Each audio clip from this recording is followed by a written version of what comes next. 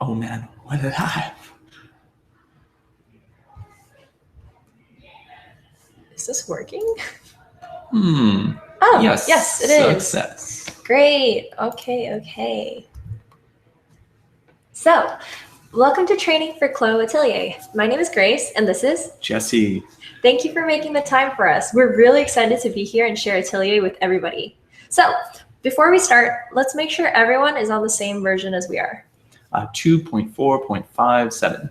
And if you're not on this version, all you need to do is go onto the Atelier website, your little dashboard. It should have the latest version available there. Alrighty, so we're going to be covering all the basic concepts you'll need to construct a garment in Atelier. To better illustrate these concepts before we delve into the program itself, we're going to briefly show you a clip that explains how you put a 3D garment together in CLO. So let me get the video going. And here. So as you can see, you have your patterns that you arrange. Then you start sewing them together really quickly. You simulate. Then you can interact with the garment like so. Then you can start fabricating it and seeing how the garment drapes differently depending on what fabrics you use.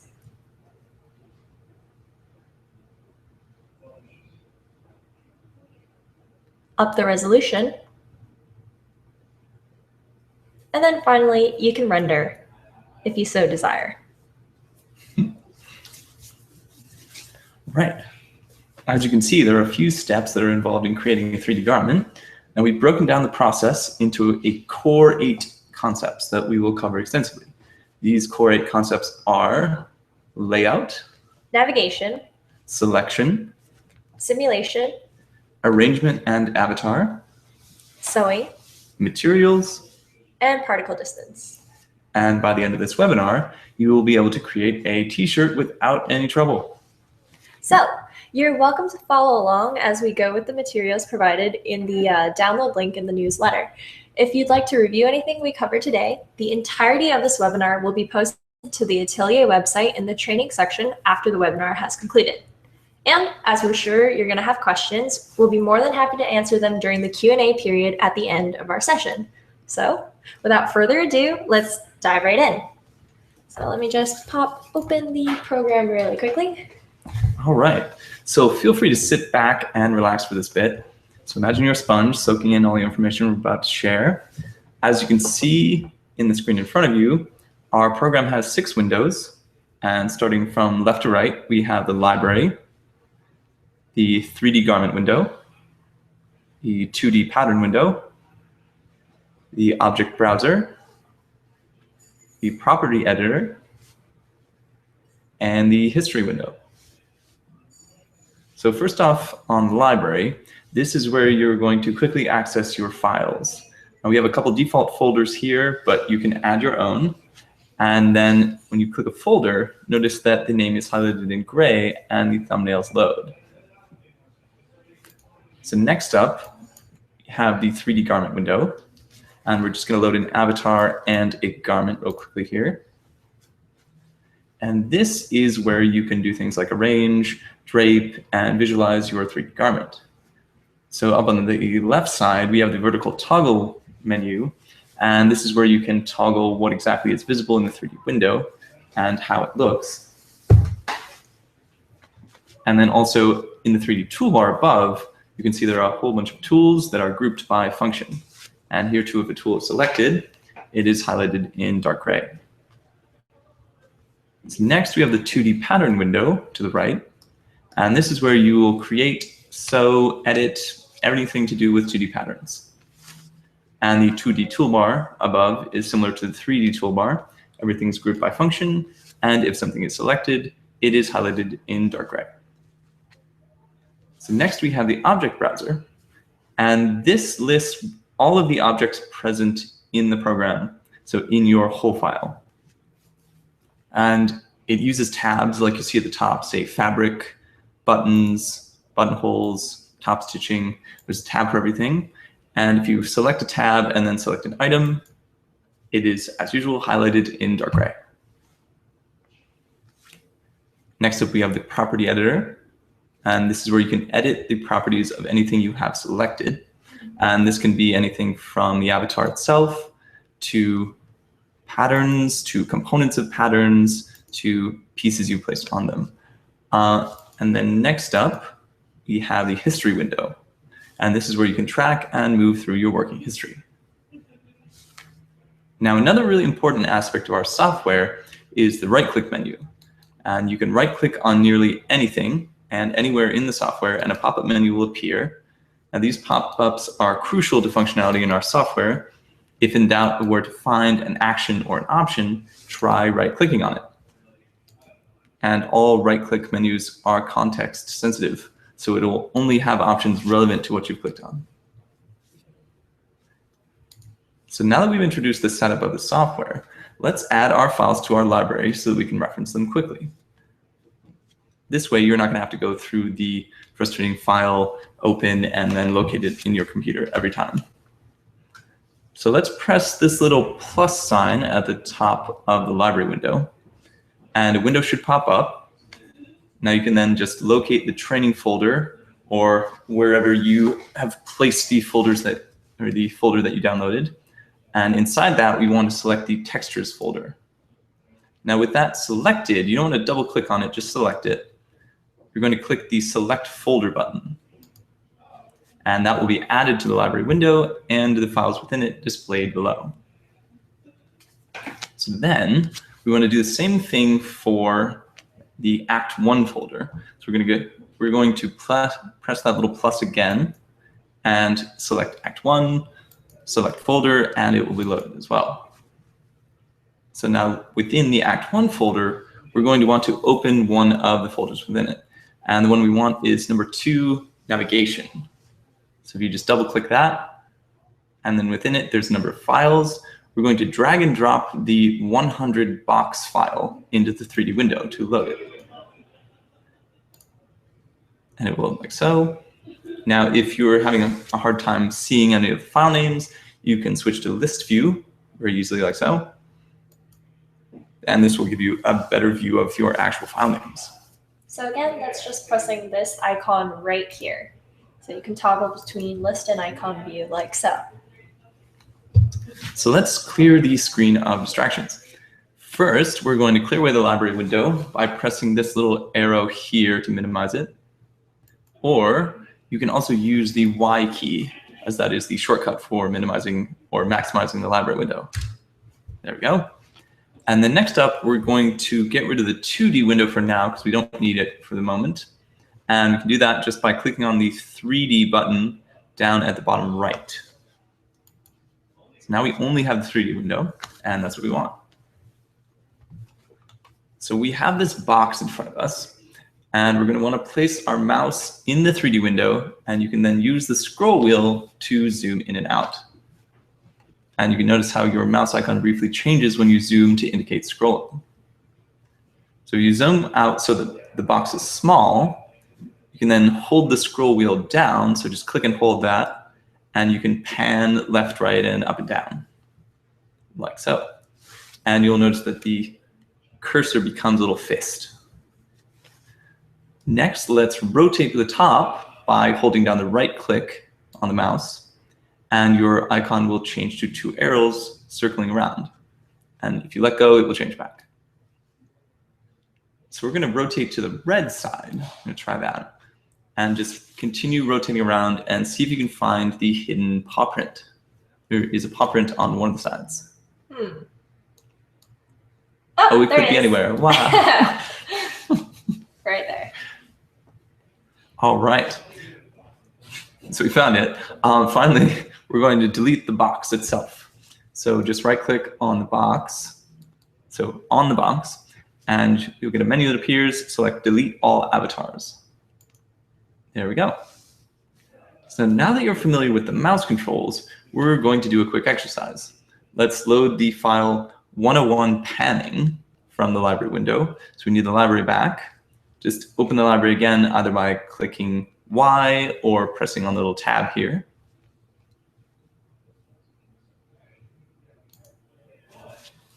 And then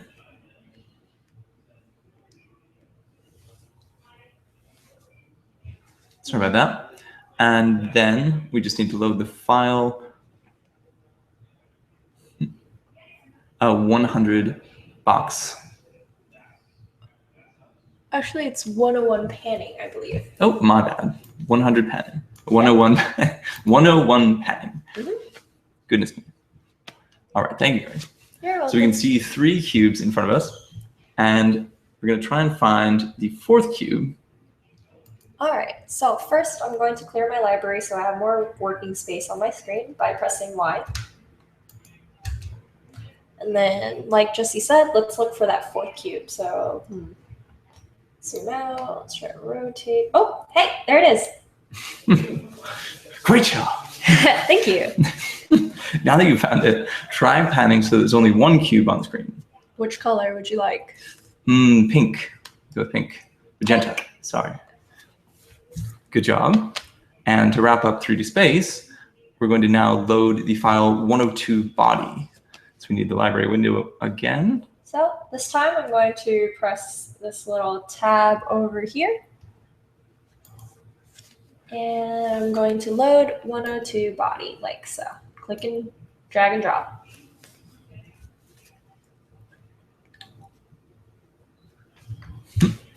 Alrighty. So whether the avatar you have open is box or body, the view controls are the same. So you can zoom in and out, you can hold down the scroll wheel to pan, and you can use right click to rotate. So if you right click on the background, though, in the 3D window, you'll see it pop up, and this is the same regardless of the avatar. This has a number of default views that you can access. So the default views are all listed there and their corresponding hotkeys. So say we want to view the top of her head, we just click top, and there we have it. Now say we want to go back to the front view. You just right click again and select front. And there we are. Now this comes very much in handy if you've, say, lost your avatar. So if we just pan her off the screen, like so. Goodbye. You can then right click on the background and just hit front or press 2 on your keyboard. And bam, she's back. Alrighty. So now that we can navigate the 3D window, we can move forwards. So access the library once more by pressing Y, and then switch to the folder called 3 Selection. So I'm going to press these 2 dots up here. Go to 3 Selection. And then load the file. I believe you said 100 grid? That is correct. Okay. And I'll clear away my library once more by pressing Y. So notice when you load this, we're on the Select Move tool, which is this one up at the top left here.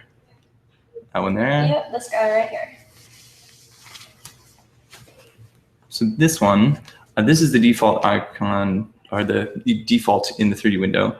And anytime you want to move or select a pattern, we want to make sure you're on that tool. Otherwise, if you're on other things, it's going to have very different effects, and you're going to randomly add things or move pieces, and you don't really want to do that. So make sure you're on that Select Move tool. And what's really nice is if you hover over the tool for a while, the little tooltip will pop up, so you can make sure that you are on the correct tool that way as well. And that will also give you the hotkey if you like that kind of thing. So we want to left click on the top left square pattern. And you'll notice that it turns yellow, and this means it's selected. So ignore the gizmo that just popped up, and this is the whole bunch of curved and straight lines that appear. We're going to cover that a bit later. You can select multiple squares by holding down Shift as you click. So we're going to go ahead and do that. And we're going to select the whole top row. You just hold Shift and click each one, and it's added to the selection. So once we've done this, we can just hit Control or Command and A and select all patterns. It's the normal select all command, like so. And then we can also deselect individual patterns by holding Shift again and clicking them to deselect them. So we want to deselect, say, an X through this square here. Sure.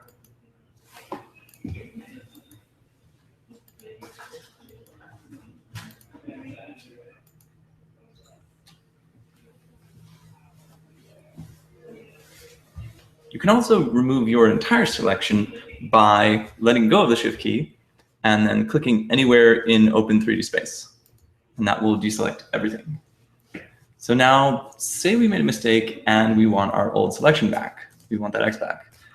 You can undo any of your actions by pressing the normal Control-Z, and this will bring back that selection. And you can continue going back through your actions by pressing Control-Z, and you can see that your old selections reappear as you go. And this applies to pretty much everything you do in CLO. If you do something, it's an action, and you can redo or undo it. Great. So if I accidentally move my patterns like that, then I can hit Control or Command Z and bring it back to normal. There we go. Because we like the grid. We want that. Yep.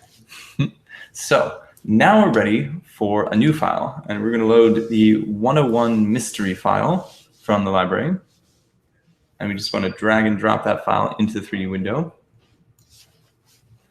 Now, as soon as that opens, are we saving? We are not. We're not saving. Okay. Don't do that. We So like that file. Not saving at all. Alrighty. So you'll see that there's a little gray pop-up, and this is the Garmin Info window. Now, this gives you a little bit of information about this file, and it includes instructions for the exercise you've just opened. You can X out of this, since we're going to do it together, and then just zoom and pan so that you can see the little yellow paw prints. So they're pretty small at the moment. Just make sure you can see them clearly. All right. So this exercise, just going to click on the paw prints.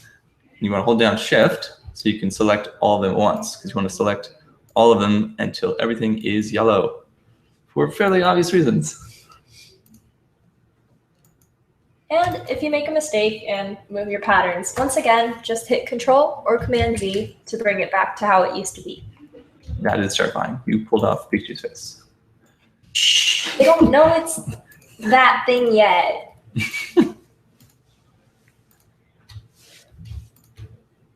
So be careful when you're selecting around Pikachu's left hand. As you can see, it's pretty easy to select the hand piece and not the tiny little piece with the actual paw print on it. So just be careful and zoom in to make sure you're selecting the right thing. And then you can, of course, deselect the hand if you've done so. And we're done.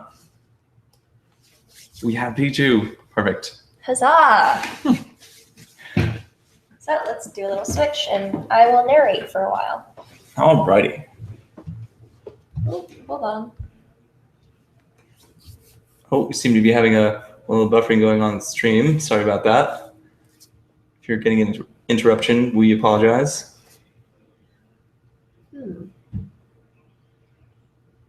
All right. Yep. It seems like the buffering is gone. So I think everyone is good so far, which is great. So let's spice things up a bit.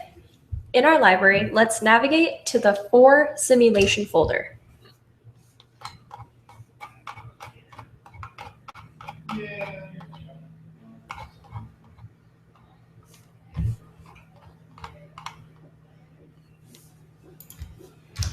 So once again, just double click on that folder with the 2 dots, or you can just click on the Act 1 folder like Jesse just did. And then select the For Simulation folder. And then A Puzzles. And we're going to load the file that Jesse just highlighted, which is called 100 Rings of Fire.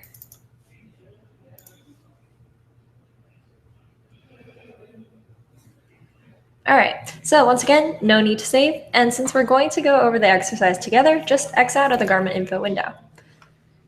So far, we've been dealing with just static patterns. So let's get to the heart of the software, which is Garmin Simulation. Just watch for now. I promise you'll have plenty of time to play.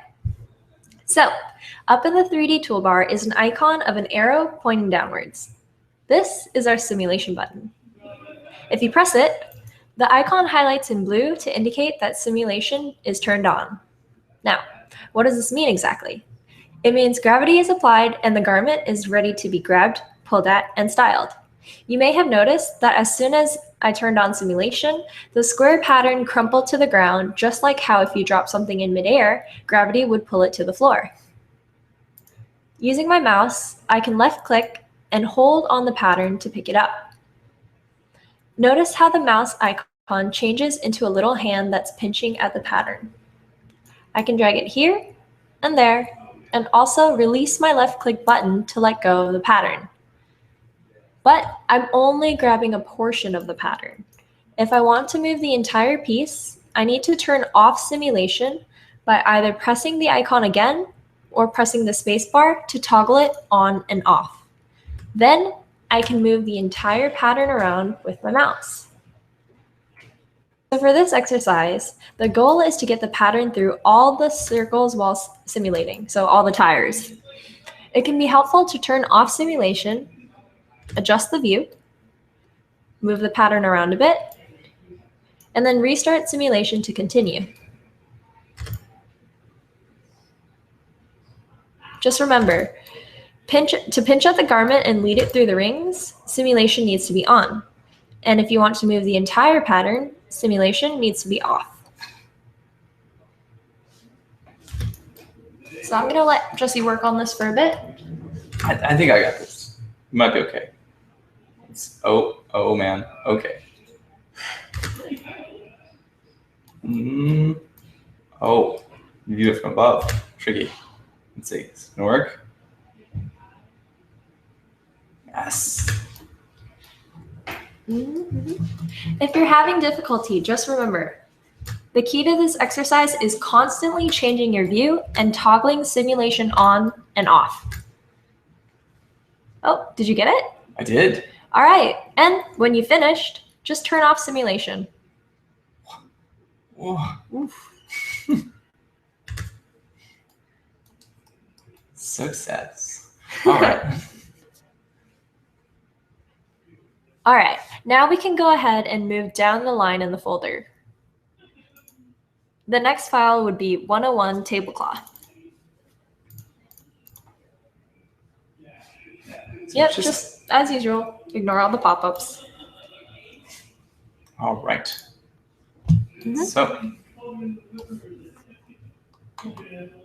So in this file, we're going to learn about adjusting fabric while simulation is on.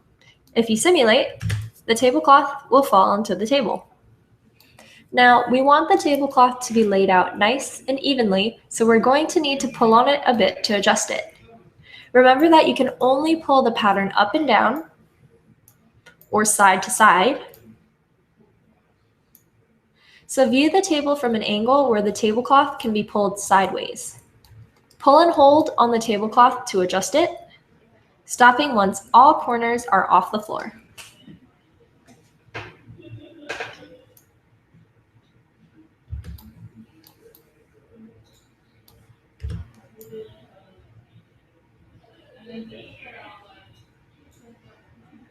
Oh, I think, come on. I think I got it. Oh, I might have overdone it a little bit. Just keep working at it, you'll get it.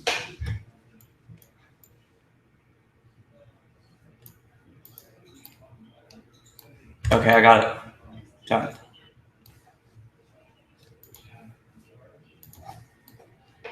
Perfect. Amazing. Okay, let's go ahead and load the next thing, which is, I believe, 102 RVB. This one here. Yes. Just like that. It's going to look like this. So now for this file, you're going to want to immediately simulate, because the point of this is to put the blue squares in the blue box and the red squares in the red box. But it's sort of cheating if you do it with simulation off. So we're just going to simulate right away. All right, so yeah, Just change the camera angle to be able to move the red and blue pattern pieces into their respective boxes. And remember that simulation can be toggled off, the camera angle adjusted, and then simulation toggled back on in order to change how the piece can be moved. Great. Whew.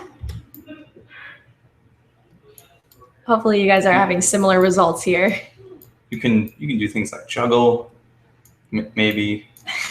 I Someone's can't, having fun. but someone can juggle, I'm sure. It's not me, but someone could. All right. Oh, look at that. You got all the red pieces done.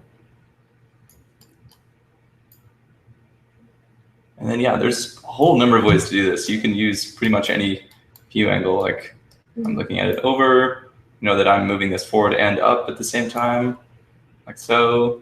You do it inside, pick it up, and move it sort of into place this way, and then move it the other way, like so, and then just drop it.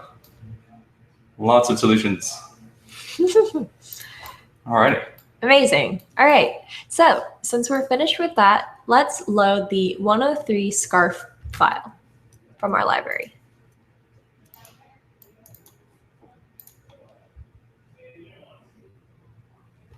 And boom. X'd out. Yep, exactly. All right. So the goal of this puzzle is to wrap the scarf around the avatar's neck. It's harder than it sounds, I promise. So the key to this exercise is stepping, which is turning simulation on and off and constantly changing your view. So watch as I do one side. First, I'll turn on simulation.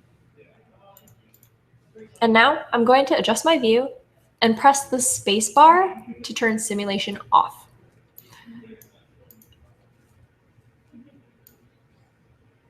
So just pull this up. I can hit the space bar to hold it there. Yep, there you go. If I'm holding it and I try to move around, it drops it. So Jesse's pulling it up. Pull it up. Pausing, changing his view, and there you go. So we're using a space bar because then you can catch the fabric as it falls, pull it in the right direction, and then turn off simulation again by pressing space bar. It's a lot easier than trying to catch the fabric, then go to press the icon and then coming back. So just try and get used to hitting space bar to pause, to turn on and off simulation. Right, so there's no way I'm fast enough to be like, okay, this is gonna be here. Now I'll hit the, oh. Alrighty. All right, so I'm just gonna, like yep. Oh, and I missed it. But yeah, if you are having trouble catching it, don't be afraid to put your mouse a little bit lower than where the actual pattern is. Yep, to give yourself a little more time to catch the pattern before it falls. Because yeah, I'm hitting the space bar and then clicking one right after the other. So space, click, go fast. It takes some practice, but you'll definitely get it. Alrighty. And if you're finding that the actual entire scarf is moving when you turn on simulation, like Jesse's going to demonstrate here. So like this? Yep. Then you might be left clicking on the scarf ahead of time. As we mentioned in the 100 Rings of Fire puzzle, you can grab the entire pattern with simulation off, but you're only able to grab a portion of the pattern while simulation is on. So if the entire scarf is moving once simulation is on, this is because you're selecting the entire pattern, not a portion. So turn on simulation and then left click to grab. And also, if anything that you don't like is happening, just press Control or Command Z to undo that action and go back to wherever the simulation is, I guess, at the point that you like. Because every time you turn simulation on or off, that is considered an action, which means I can step back and forth to, say, here, where my scarf is back where I wanted it. So should we move on, or do you want to finish up? I think we're pretty good. I could wrap this once more, but that's about it. All right, that looks pretty good. Okay, so let's go back to our library really quick. All right, and double click on that folder with the 2 dots and move to the B fixes folder. Let's load the only file in there, 100 leg.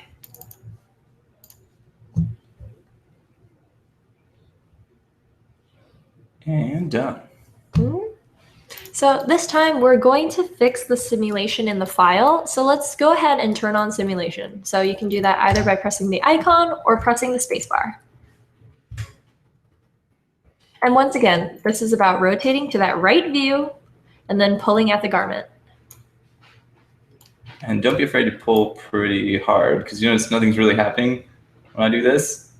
But once I start to really pull it, there we go. It's a bit more like it. So again, make sure you're pulling close to where it's disappearing inside the leg. So your pants aren't supposed to go through your leg.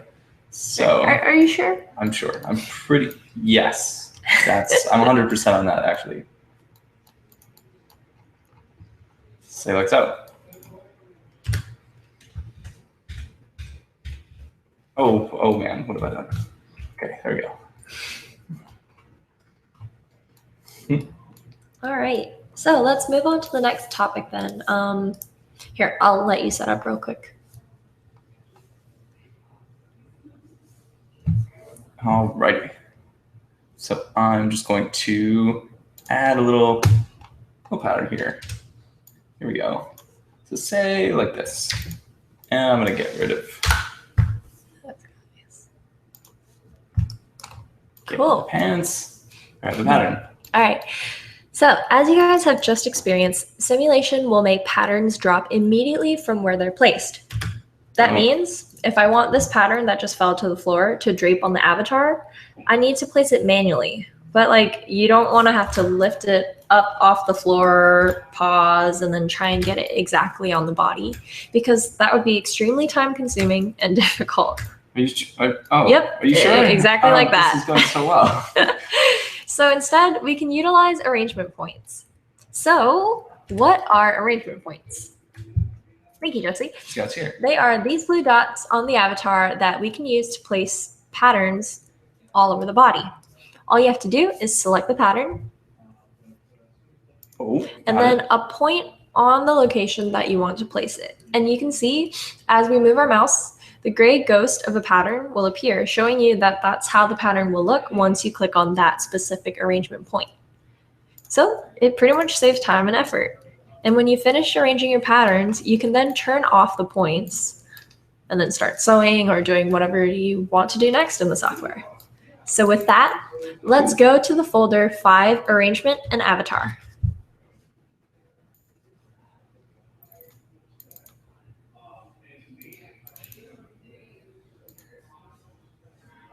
Load the file 100 arrangement box. Don't save, and let's X out past the Garmin Info window. So let's learn how to turn on arrangement points. Take your mouse and hover over the second icon, which is the avatar icon, in the vertical toggle menu. It should expand, and as you hover over the options, a tooltip should appear with the icon names. So click the one that says Show Arrangement Points. Blue point should now appear around the curve, or around the cube, sorry.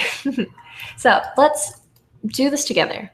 Select the reddish orange pattern. Should I say it's like salmon? Something like that. That seems bright-ish. All right.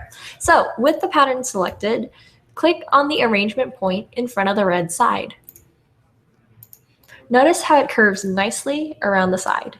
Repeat for the other patterns so that all of them are arranged on the box. With the white pattern, let's see. Sun bottom. Whoa, so fast. Blue. That's definitely green. Yeah, that's green. Okay. It was easy, right? Yeah. Okay. I'm already done. Look at that. So let's move on to 101 arrangement body. Oh, sure. I'm gonna turn my arrangement points back off. Fair. There we go. Okay, just this guy here. No. And reload. Okay. So just a tip for this exercise, start by moving your patterns out of the way so that you can see the arrangement points clearly. Let's select them all at once by pressing Control or Command A. Yep. And then clicking and dragging them away from the body. So we're going to repeat exactly what we just did for the box, except this time on a body. Again, turn on arrangement points by hovering over the avatar icon in the vertical toggle menu, and then click on the one that says show arrangement points. And your avatar should have all these blue dots around her. Now, click on a pattern and arrange it around the body part that corresponds to the pattern color. So, salmon-y around the red.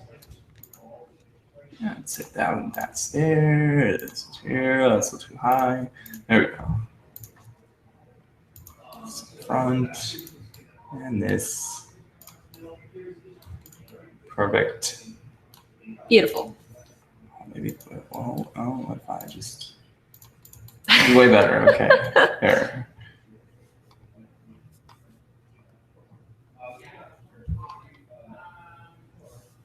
There, okay. Now that we're familiar with arranging our patterns, let's introduce another tool that we use for arrangement. We mentioned the gizmo tool before. It was the ball of multicolored lines that appear whenever you select a pattern in the 3D window during selection. That one right there. This tool is used to move patterns around in the 3D window when simulation is off.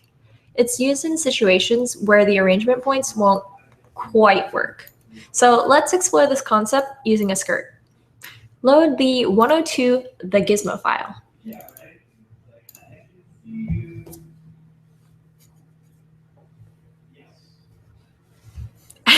Okay, so the waistband patterns are already arranged, simulated, and frozen in place. The skirt patterns are a different story. The two skirt patterns are so big that if we arrange them using the arrangement points, then, yep, like so. Then they double back on themselves as they wrap around the avatar, as Jessie just showed us.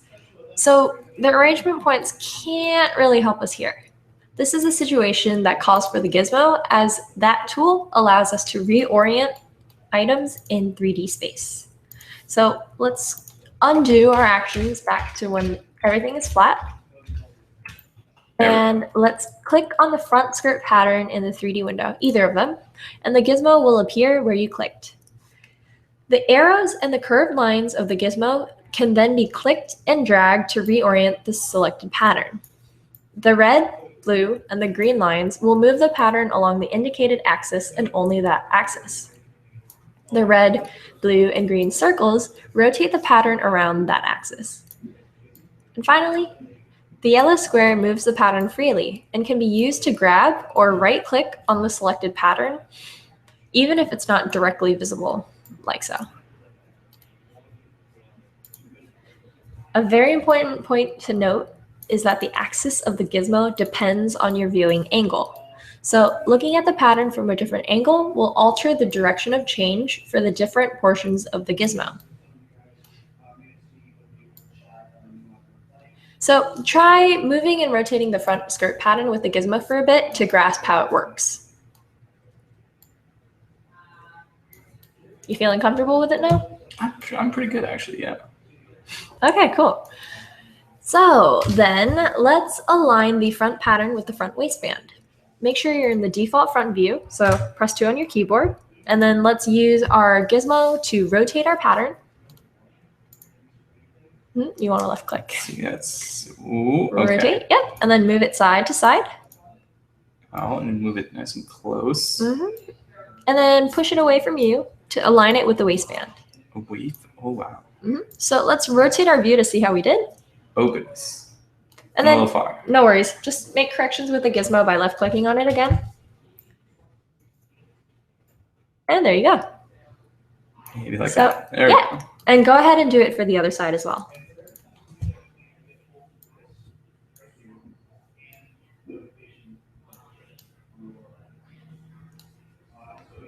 That's looking pretty good. All right. And once you're finished, click Simulate to complete the skirt.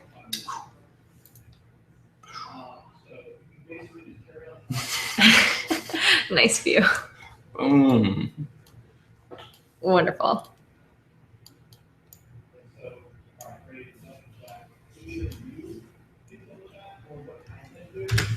All right, I think I'm all talked out right now, so why don't we swap? Okay. Let me rest my voice.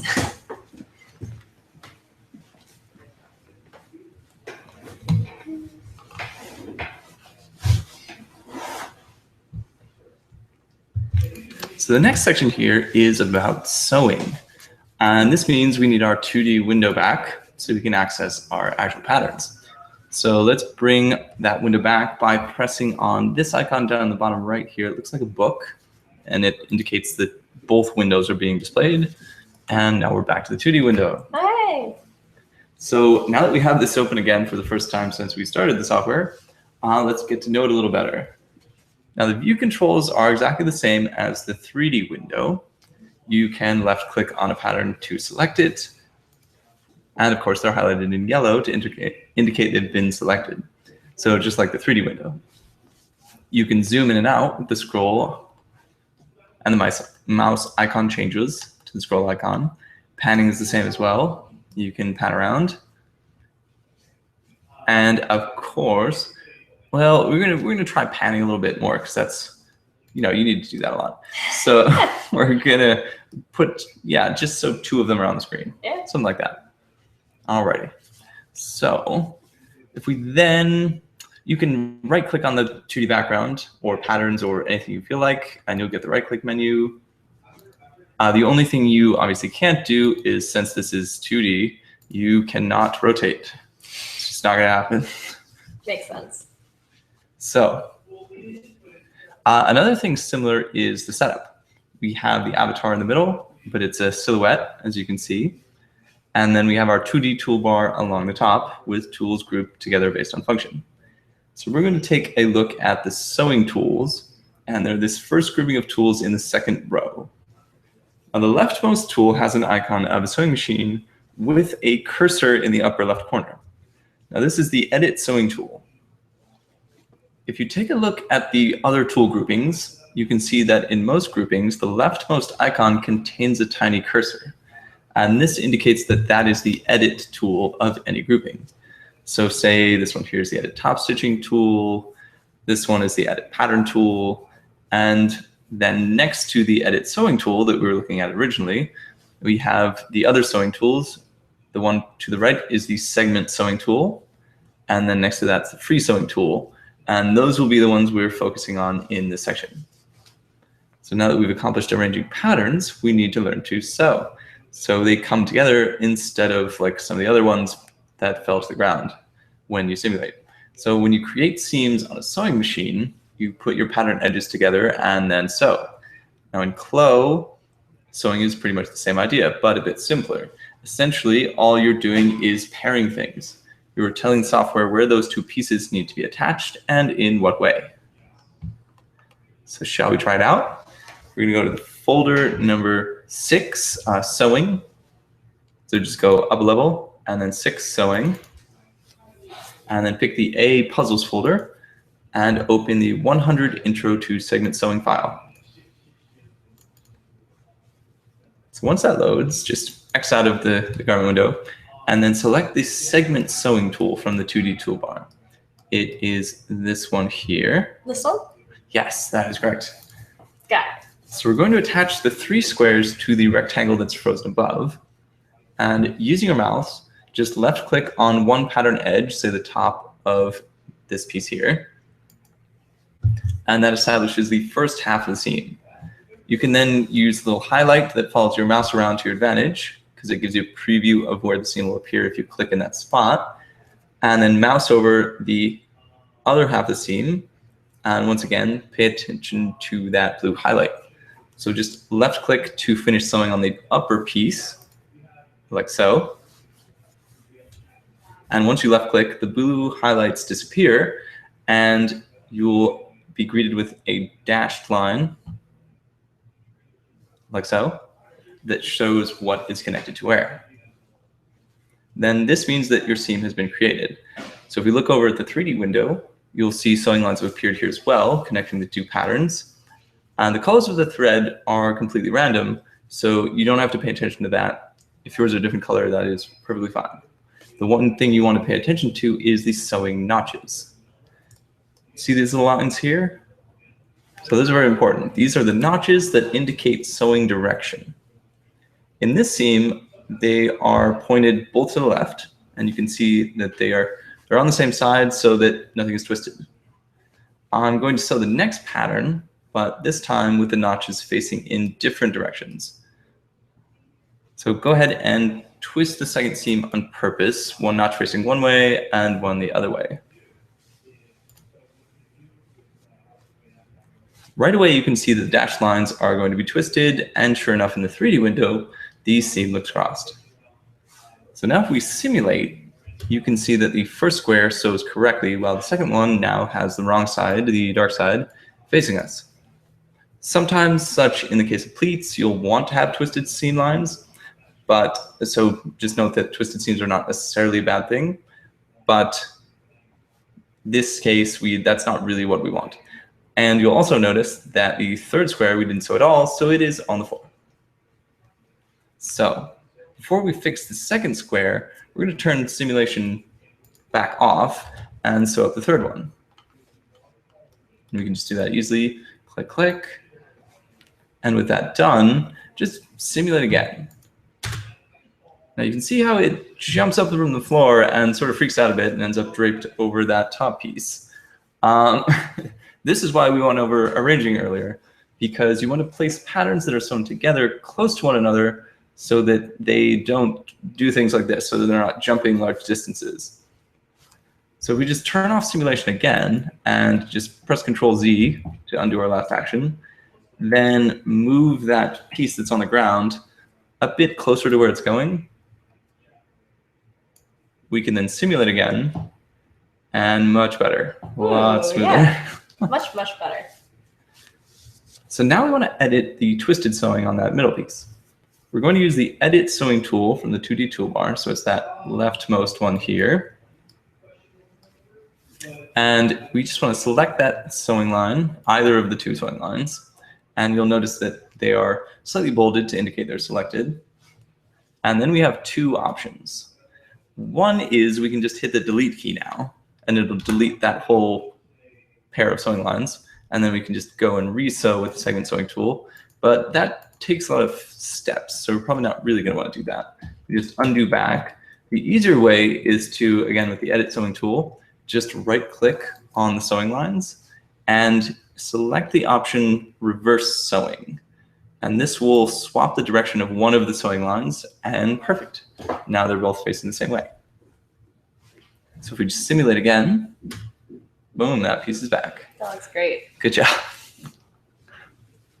So now we know how to use segment sewing, and we've done a bit of practice with the Edit Sewing tool. So we're going to move on and practice a little bit. We're going to open the file 101 Montreal. This looks oddly familiar. As usual, we're going to X out of the Garmin Info window. And before we can continue, we're going to point out a tool that will come in handy.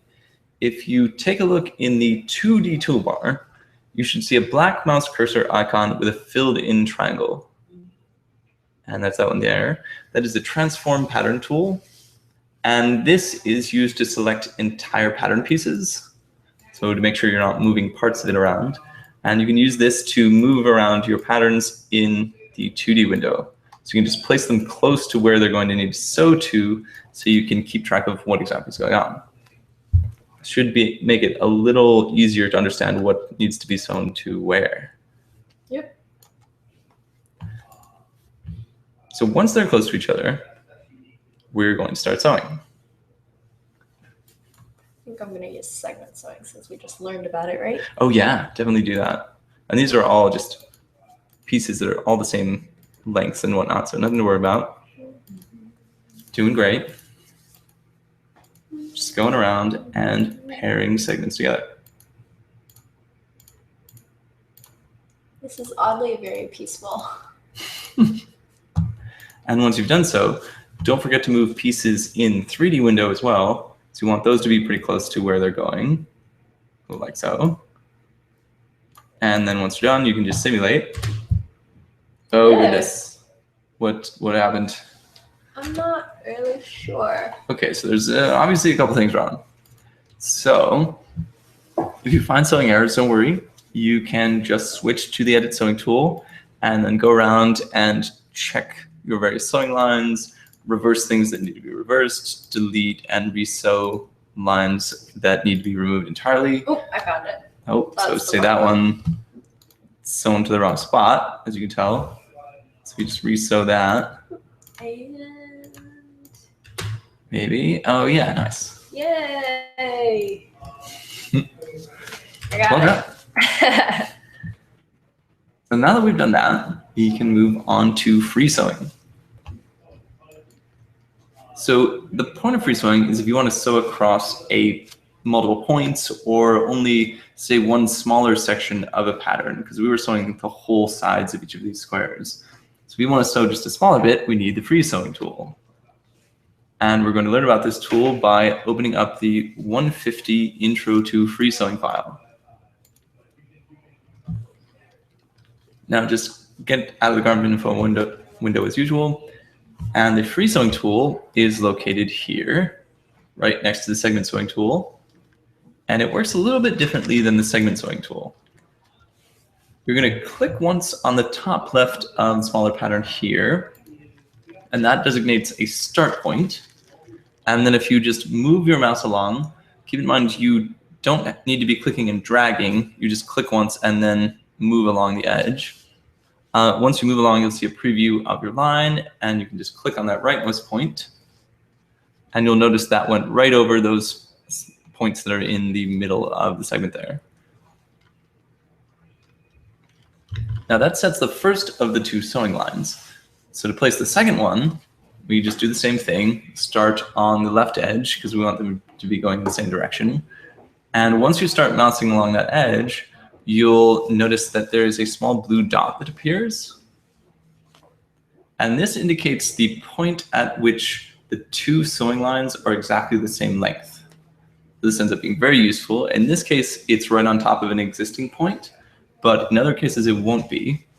And it will allow you to set things perfectly equal, even without preset points. So I just left clicked again to end that sewing line, and now we have a seam. Okay, so we're going to set a smaller section of sewing on this middle pattern. We're just going to sew a smaller bit, and you can sew in either direction, bottom to top, top to bottom. As long as they're in the same direction, that's fine. Say like so, mouse along, there's the blue dot, and you know they're the same length. There we are. So we're going to practice the free sewing tool just a little bit more by sewing the rightmost rectangle pattern to the long upper pattern. And you can sew really any edge you want, but we're going to do the top edge. So once this is done, we're going to learn about two more types of editing that can be done on sewing lines. So just go back to the edit sewing tool, which is the leftmost one here again. You want to edit something, you need the edit tool. So the edit sewing tool, there we go. So entire sewing lines can be shifted around. So we're going to shift the sewing line on the rightmost pattern to a different location entirely. So if we just click and drag on the middle of the sewing line, you can then just slide it around the edge of that pattern. And the blue preview will tell you where it's going to go. Once you have it shifted to a different location, just simulate to see how that affects simulation. Oh goodness, That's great. That looks real weird. Okay, so just judge my work. Turn simulation back off. And then the start and end points of any sewing line can also be selected and moved. Now this allows us to resize sewing lines as needed. And we're going to lengthen the sewing lines on the middle pattern. So if you can click and drag on either of the endpoints on the sewing line attached to the middle pattern, you just move those away from the middle towards the edge so they cover the whole top. And then we can start moving, say, the left point on the upper pattern. So if we just pull that all the way over to the blue dot, they are now the same length. But now we have two overlapping sets of sewing, like so. So if you click those, you'll get a little pop-up, looks like this, and it gives you two options. Each option there represents one of the two sewing lines that are overlapping. So we want the orange one, because we want to move that upper line so that it's not in the way anymore. And then you can just do the normal like you learned previously, click the middle of the line, slide the whole thing over. There we go. So once you've shifted it over, simulate again, and boom, we're back. That right piece is a little wonky still, but that's okay. So now we're ready to apply this to an exercise. If we just load the 151 blue dot file. Now, according to the instructions here, we're going to use the free sewing tool to sew the red patterns to the frozen white pattern. Now, if I look at the white sleeve cap pattern, there aren't any points along the curve to indicate how each red piece fits in. Now, this is where that blue dot we mentioned earlier comes in handy. So select the free sewing tool. Already did. And then left click to start on one end of, say, this red pattern here. And then you can left click to end it at the other edge. Then if we left click on the edge of the sleeve cap and start moving our mouse up the curve, the blue dot appears and we can click on that point to end our seam. Pretty handy. And you can just keep doing this around the circle here. So on each of the red patterns, click on the red pattern, start sewing on the sleeve cap, and move to the blue dot. And once you've sewn all four, you can just simulate. Beautiful. Hey! It really looks like something, huh? Does it? It does, you're right. It looks like something. Art. Alrighty. So you can see that free sewing gives you a lot of freedom. So bad. You can start and stop sewing at any part of a pattern, regardless of segment points. And by combining free, segment, and the edit sewing tools, you can put any garment together. Woo. So let's go up a level with the number 6 sewing section. I'm just gonna click on those 2 dots, and then we're gonna load the B fixes folder. And then within that, load the 100 edit sewing length via point file. Don't you mean edit sewing position? you are correct. Edit sewing position. I'm bad at this. It's okay. It's been a long day. For the next 2 exercises, we're going to combine our knowledge of our sewing tools to fix these files. As per the instructions in the Garmin Info window, we're going to use the edit sewing tool to make the ruffle on the left match the ruffle on the right. So go ahead and select the edit sewing tool. Mm-hmm. And as soon as we selected that tool, our sewing lines become visible in the 2D window. We can see that the sewing line on the left square pattern needs to be moved to the top to match that of the right. So just grab the middle of that sewing line and move it around the pattern. So now we can see that that seam also needs to be reversed. So we just right click on it and select reverse sewing from the pop-up. Finally, before we simulate, we want to make sure that that pattern in the 3D window is close to where it needs to go. So just grab that and move it close and then simulate. Nice, good job. Thank you. So next, open up the 101 wrong side.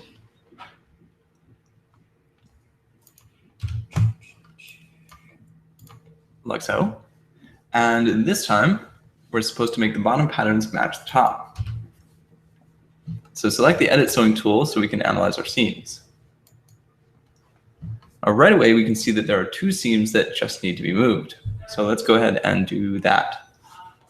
It looks like there's an incorrectly sewn seam between the first and second patterns. Ooh, hold on. Once we get there. Okay. So see. Now I'm ready. What?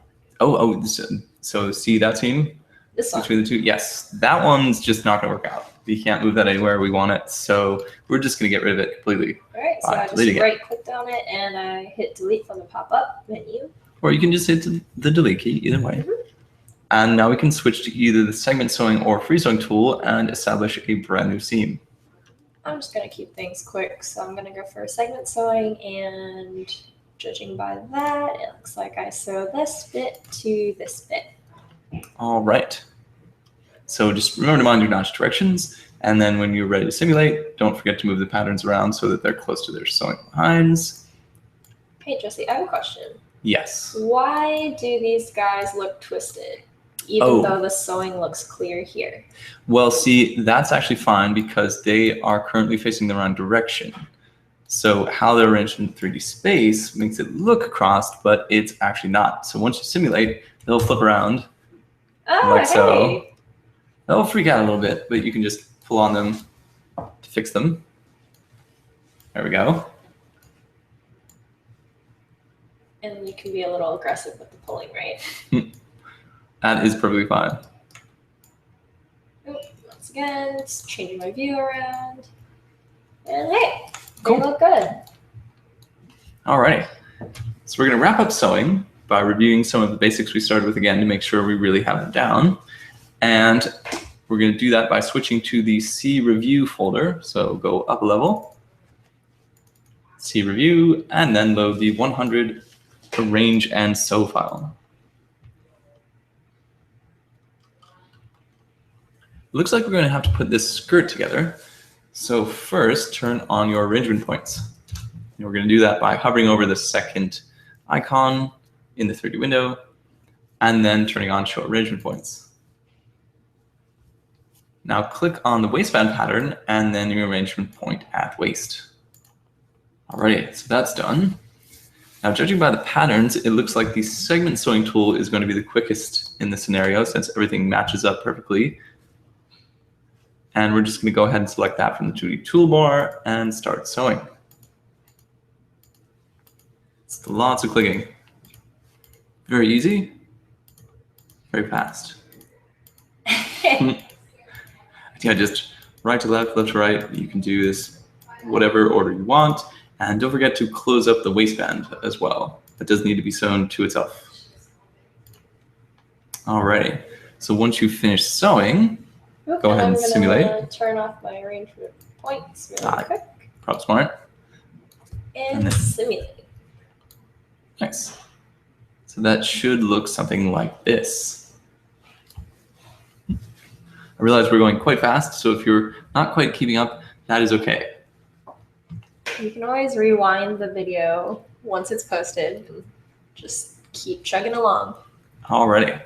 So now we're going to move on to materials. So we know how to arrange, sew, and simulate patterns in Flow. And the next step towards a realistic garment is changing the fabric. Now this encompasses the color, texture, and physical properties of fabrics applied to patterns.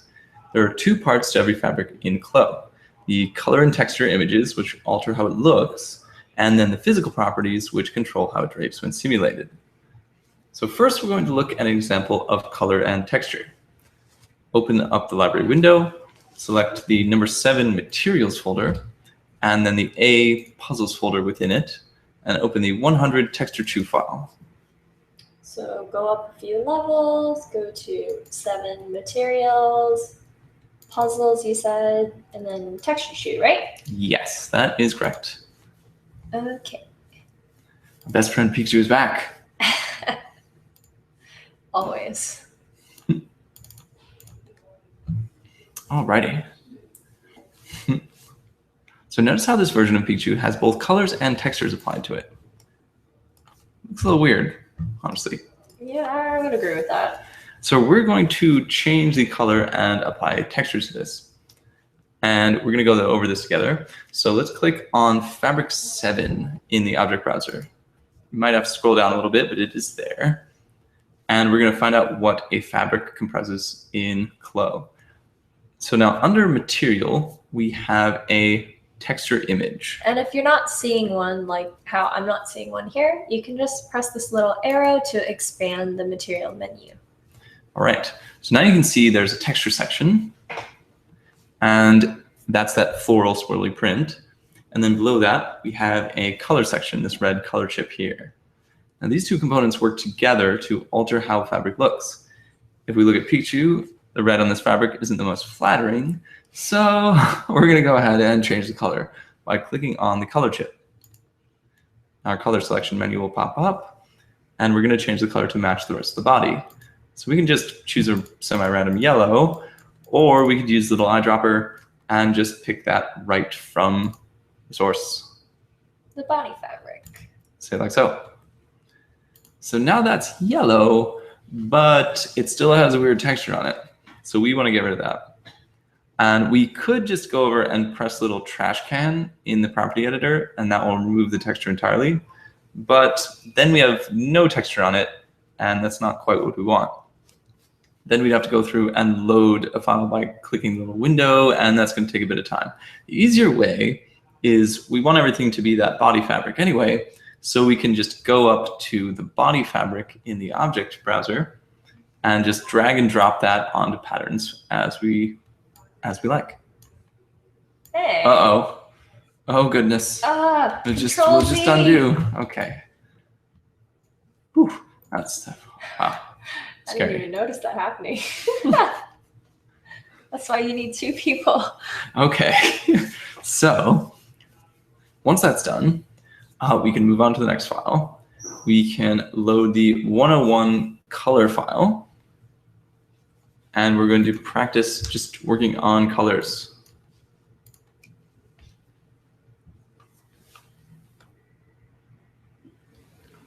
So we're just going to match the fabric colors to the color of each side of the cube by changing the fabric color in the property editor.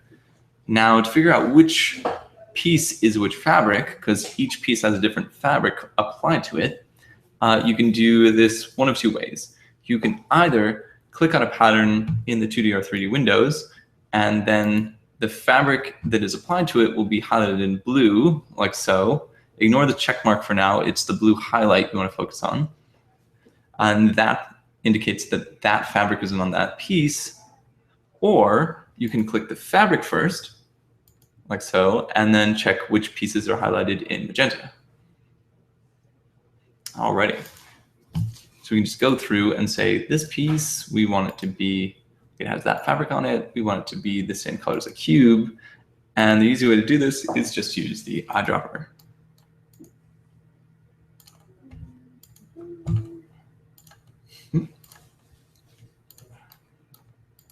You'll notice there is a little bit of shading to the cube because it is lit in 3D space. So you'll get slightly different colors depending on which angle you're viewing it from and that kind of thing. But this isn't intended to be perfect. We're just trying to get the roughly correct color. Oops. What?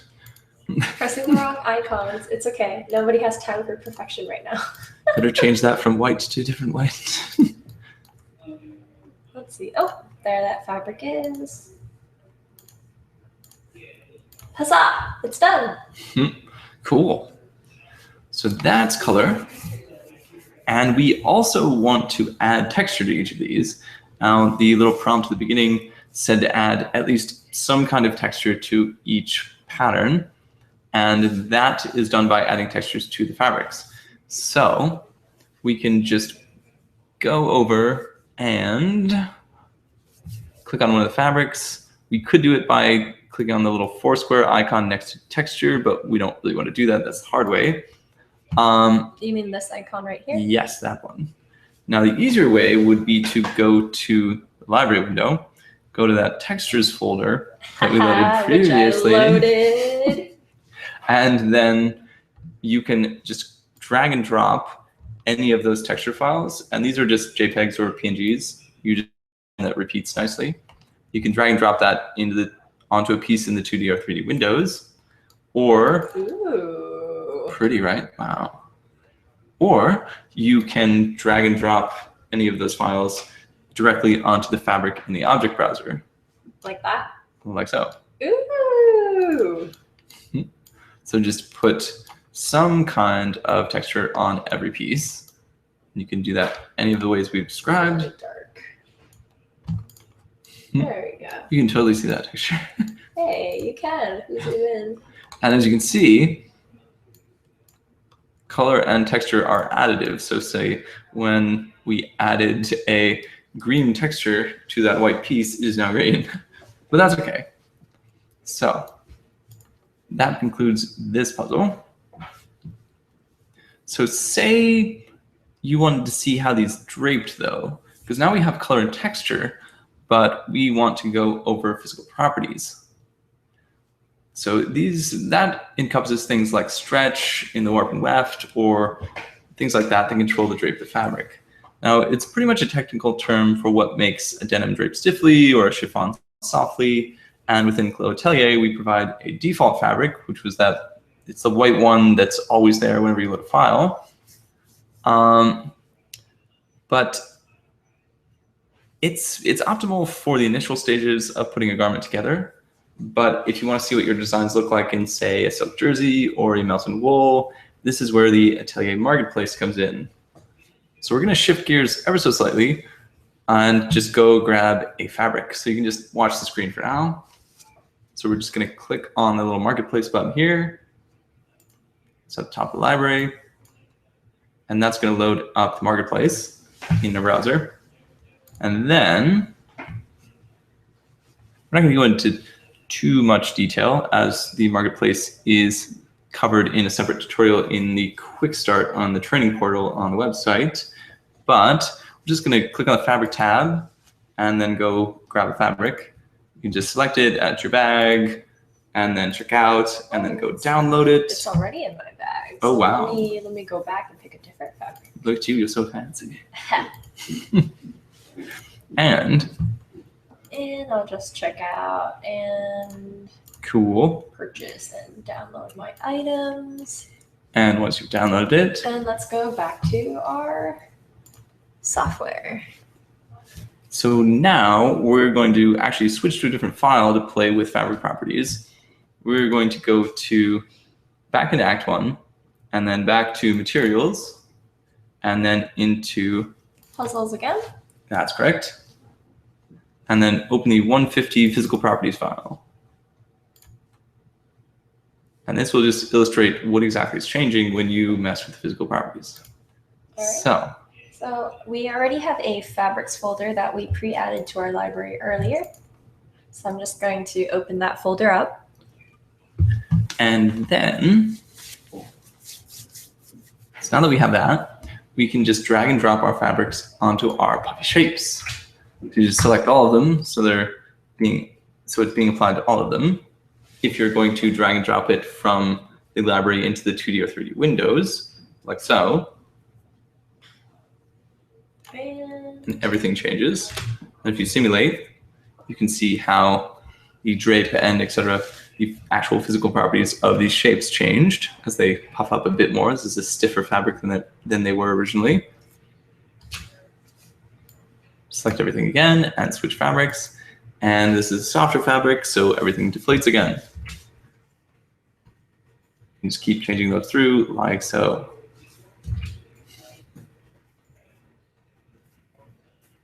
Now, if we wanted to change up the colors and add textures, you can just do that the same way we learned previously. You can just go in, select the fabric, and then make changes in the property editor. Pretty. Actually looks pretty cool. Lace as well. Oh, wow. So we should put all of this together. So go up a level. Or go more like go to Act 1. Oh, okay. Sorry about that. Materials. Then C, Review. And then load the only file that's in there, 100 skirt.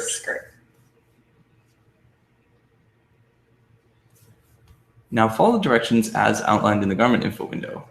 We will be posting a solution to this exercise to the training section of the CLO Atelier website after the webinar. So you can just do this one yourself, and then we'll give you a solution to make sure you've done it correctly.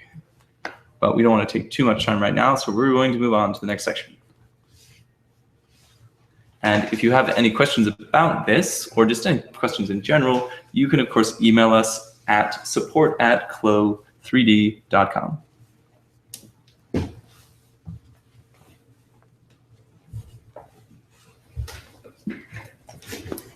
Okay, so our last topic today is particle distance, which is, oh, Jesse, if you could click on a pattern for me. Oh, great. Which is this value here in the property editor that you see every time you select a pattern.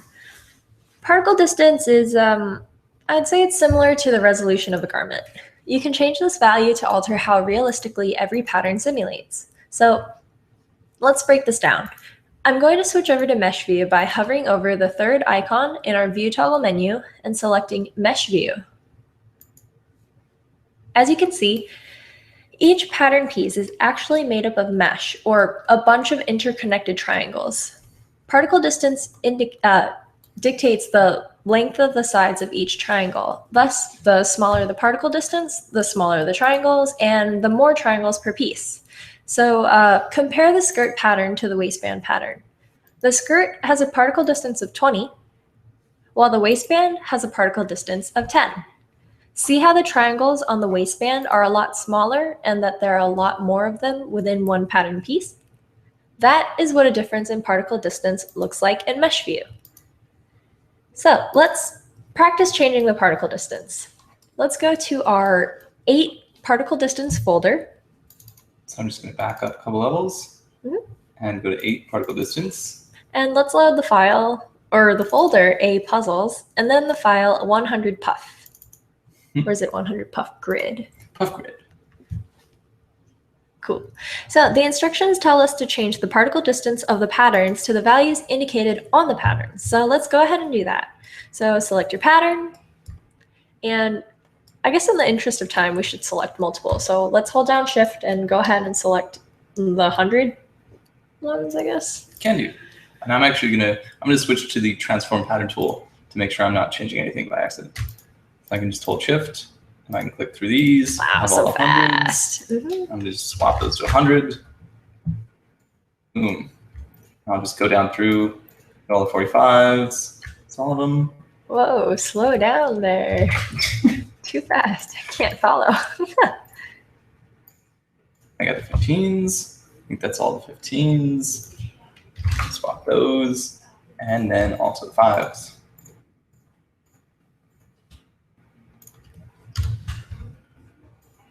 Oh. Cool. Right away, you can see that the patterns with smaller particle distance values have a lot more triangles packed within the same space. Let's switch to textured surface the same way we switched to mesh view and then simulate. So once again, it's that view toggle menu, the third one, and then, yep, that's textured surface. So then let's simulate. Do you see how lower the particle distance value, the more realistic and soft the fabric looks? Now, you may be wondering, why don't we stay on a small particle distance all the time?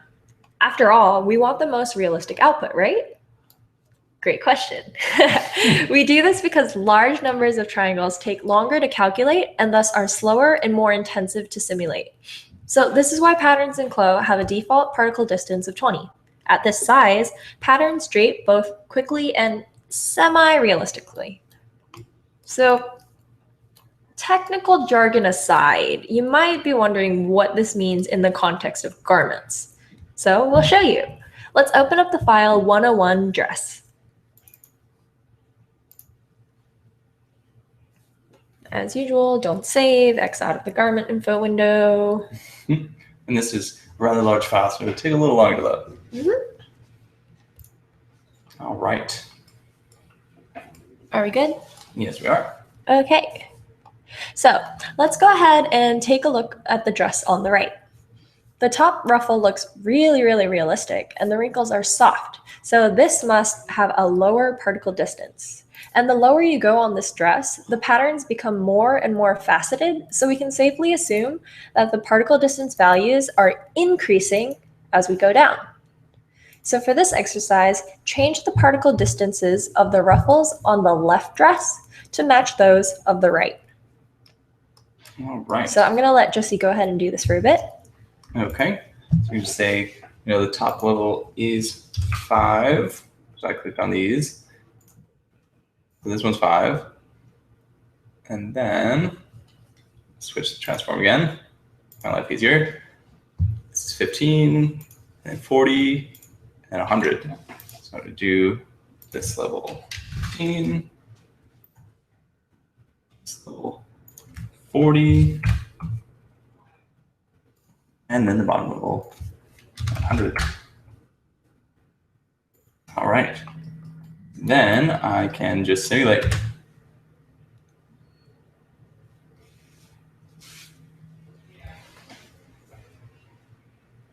Oh, looks like you did it right. Okay. So that top one will just slowly work its way down. Ever so slowly. But you can see that because the top one is a particle distance of 5, the amount of time it takes to come down is a lot slower. It takes a lot more time than the particle distance of, let's say, the lower ruffle at 100. It was 100, right? It is. That's correct. Okay. Yep. So to sum things up, we work at a particle distance of 20 to keep simulation fast. Then, when the garment has been constructed, we drop the particle distance value down to 5 to make the drape more realistic. An understanding of particle distance is crucial for balancing speed and realism when creating garments in CLO, as mesh underpins pretty much a lot of how CLO functions. An understanding of what this is, how it works, and what the different values mean will help you through constructing more complicated garments in the future. So, we've pretty much gone through the core 8 things you'll experience every time you open the software. Again, they're layout, navigation, selection, simulation, arrangement and avatar, sewing, materials, and particle distance. Someone really likes particle distance. So let's put it all together to create a bag. If you go back to the Act 1 folder, there is a folder at the way bottom called Act 1 Compilation. And within it, there's another file called 100 bag. So yeah, let's go ahead and open that.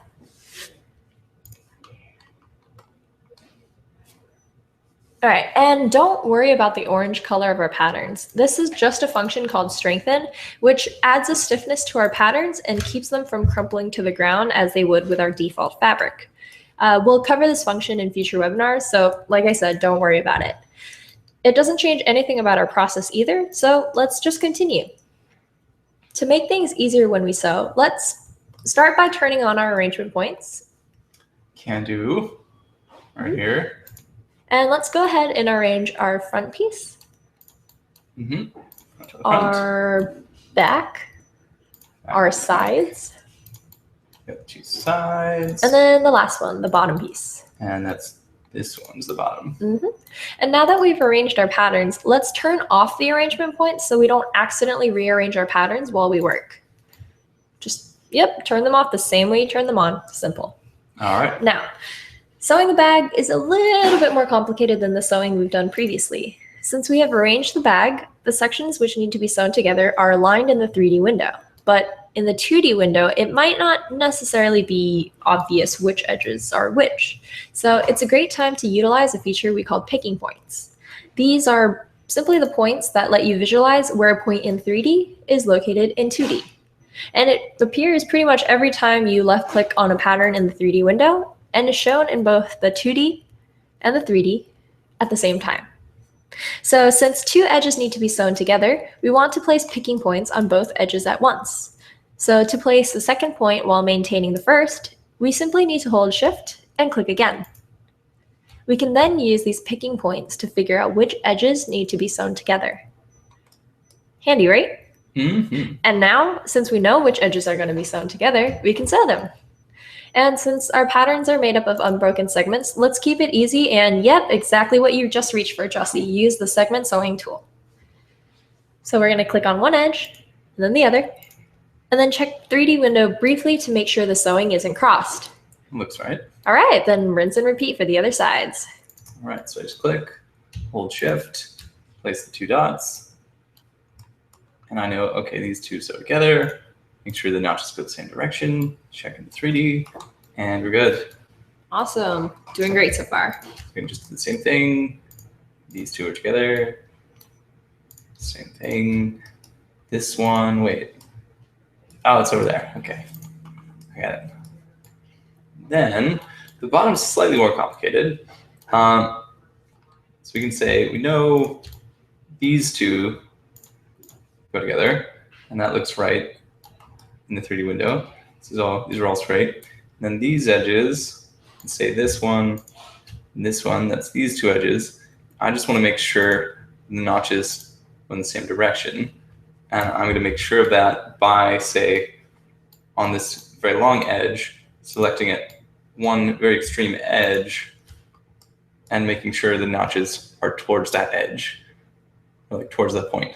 So say notch is on this side. Now the notch is on this side on this pattern, and it looks crossed, but it's actually not in the 3D window. It's just the difference between 3D orientation and the 2D orientation. And then I can do the same thing for this last pattern. Use so like so, and we're all good. Yep, so once you've sewn everything together and made sure the seams aren't crossed anywhere, you can simulate and the bag should come together. Oh goodness. Hey. What's and happening? Since you guys are following along so well, we're going to share an advanced tip with you here.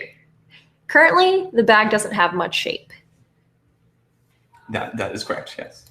So you can change that by going into the Edit Sewing tool. Oh, and let's turn off simulation. Oh yeah, that's important. So yep, the Edit Sewing tool. And then we're going to select all the sewing lines by pressing Control or Command A. All right. Then in the Property Editor, there's a section called Fold Angle. Change the value to 0. Okay, I'll just put 0 here. And then simulate. Ooh. Yep, now the bag looks crisp and has a nicer silhouette. We'll go into fold angles a lot more in the future, but for now, just imagine it as if you were creasing the edges with your fingers. Next, let's change our particle distance of our patterns to 5 and simulate again. So remember to switch to the Transform Pattern tool to select our patterns. Yes. Not our sewing lines. And then let's change the particle distance to 5. And let's simulate again. A little bit of change. All right. Okay, so from here, let's go ahead and add a texture to our fabric. But since we have strengthen applied to our patterns, it's a little bit hard to see. So let's go ahead and remove strengthen from our patterns since we're not going to simulate after this. So once again, select all your patterns by pressing Control or Command A, and then right-click on the patterns in the 3D window. In the pop-up, you should see an option that says Unstrengthen. Once you select that, the pattern should go back to their regular color. And now we'll be able to see our textures when we apply them. So let's go ahead, open that folder in our library that says Textures. Okay. And let's drag and drop one in. I believe we have a leather available. Yeah, this one here. If I just drop this here. Awesome. A little thing to notice, I didn't just change this piece. They all have the same fabric, so it changed everything. And let's spruce it up just a little bit by changing the color. Ooh, yeah. What do we think? I don't know. Pale blue. Ooh, that's kind of nice. I like that. Clo blue. All right, and we're done. So let's give it a quick 360 to admire what we've created. And we should probably save our work. So all the way at the top, let's go to File, Save As. Oh, there we go. And take a look at the top 2 save options, Garment and Project Files. So saving your file as a garment file saves only the information related to the patterns themselves, whereas saving your file as a project saves additional information, including the avatar, environment, and other related information. So since this specific file has a bag avatar, which isn't an avatar that's normally provided with CLO Atelier, we're going to save this as a project file. So once again, File. Every time. Save As, and Project. Just note, if you save something as a project file, it is quite big. Lovely name. Thank you. Molto bene. All right, so we made it all the way to creating a bag, so we think you're ready to put together a t-shirt all on your own. It's a bit of homework after the webinar is over. So if you navigate to the folder for Act 1 review. Just go up here, back to Act 1, and then review. It's the last folder, yep. And then open up 100 t-shirt.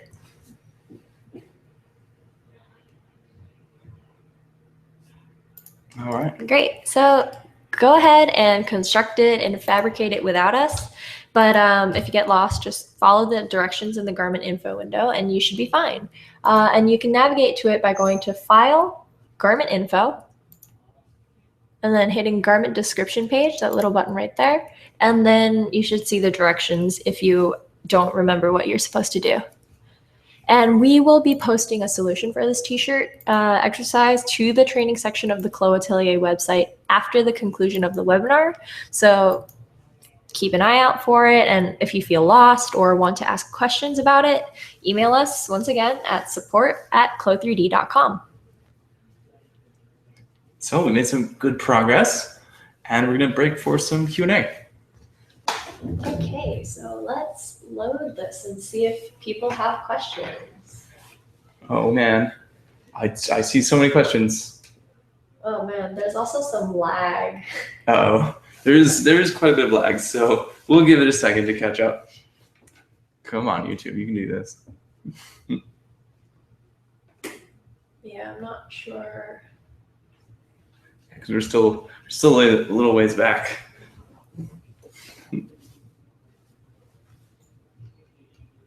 Alrighty. I mean, hopefully people have been taking exhaustive notes and just have oodles of questions.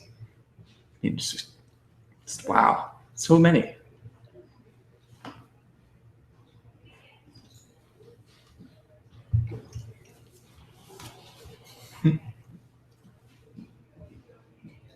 Unless we've explained everything really well and there just are no questions anymore. I'm pretty sure that's what's happening. We're that amazing. I mean, that could be possible. Everything was perfect. I thought it was perfect. I don't have any questions. I think that's pretty much how it goes. Well then, I have a question for you. What are we covering in our next webinar? What are we covering in our next webinar? Oh my goodness. Wow. Oh gosh, I should know this. Wow. I mean, I know we haven't officially decided, but we're definitely going to go into more detail, right? Yes, we are.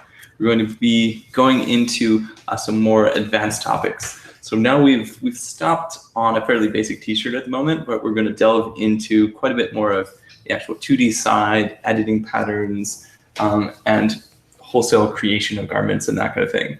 And then a bit more advanced topics along the lines of simulation, adding things like buttons and more intense arrangement, layering, all that kind of stuff, top stitching, etc. So that's some of the things we'll be covering in the next one. Great question, Faye.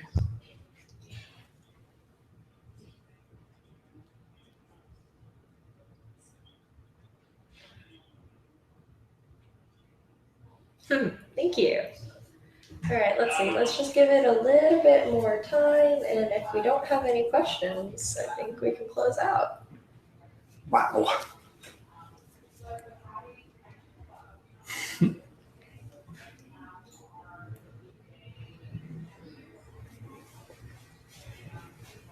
I guess just one last time, if you, after the fact, have questions, remember that, again, you can email us at support@clo3d.com. So if you don't have questions now, but you think of them later, feel free to email us.